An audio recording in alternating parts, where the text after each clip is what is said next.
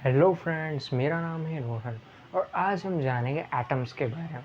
Atoms को सबसे पहले डिस्कवर जॉन डाल्टन ने किया था।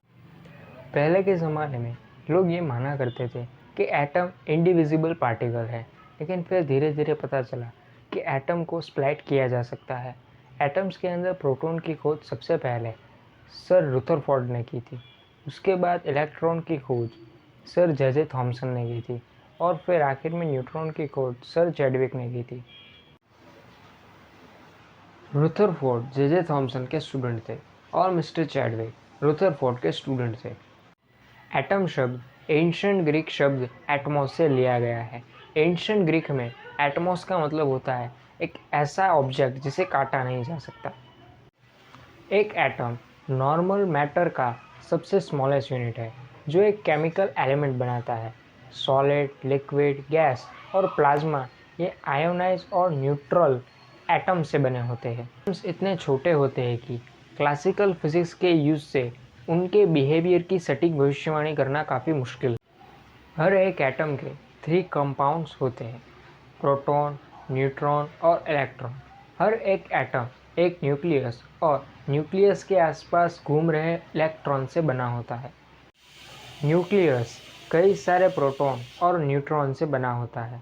सिर्फ और सिर्फ हाइड्रोजन के कॉमन वेरिएंट में न्यूट्रॉन्स नहीं होते। एटम के मास का 99.94% से भी अधिक मास केवल न्यूक्लियस में होता है।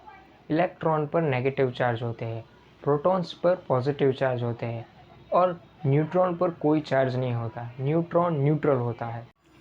अगर किसी एटम में प्रोटॉन्स और इलेक्ट्रॉन्स इक्वल है तो उस एटम को इलेक्ट्रिकली न्यूट्रल कहा जाता है। अगर किसी एटम में प्रोटॉन से इलेक्ट्रॉन ज़्यादा या कम है तो उस एटम को नेगेटिव चार्ज एटम या फिर पॉजिटिव चार्ज एटम कहा जाता है।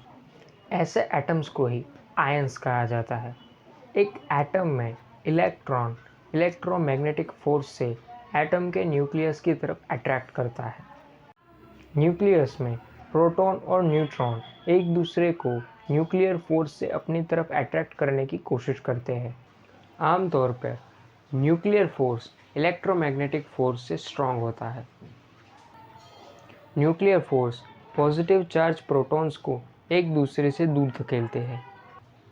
कई सारे केसेस में इलेक्ट्रोमैग्नेटिक फोर्स न्यूक्लियर फोर्स से ज़्यादा स्ट्रांग होता है। इन केसेस में न्यूक्लियन एटम के से दूर चला जाता है और अपने पीछे कई सारे तत्व छोड़ देता है। ये रेडियो एक्टिव डिके का कारण बनता है। एटम्स में नंबर ऑफ प्रोटॉन्स को एटॉमिक नंबर कहा जाता है। इन एटॉमिक नंबर से यह पता चलता है कि कोई एटम किस केमिकल एलिमेंट के साथ संबंध रखता है। मॉलिक्यूलर या क्रिस्टल जैसे केमिकल कंपाउंड्स बनाने के लिए एक से ज़्यादा एटम्स एक दूसरे के साथ केमिकल बॉन्ड से जुड़ते हैं। नेचर में हो रहे ज़्यादातर फिजिकल चेंजेस एटम का एक दूसरे के साथ जुड़ना और एक दूसरे से अलग होना ही जिम्मेदार है।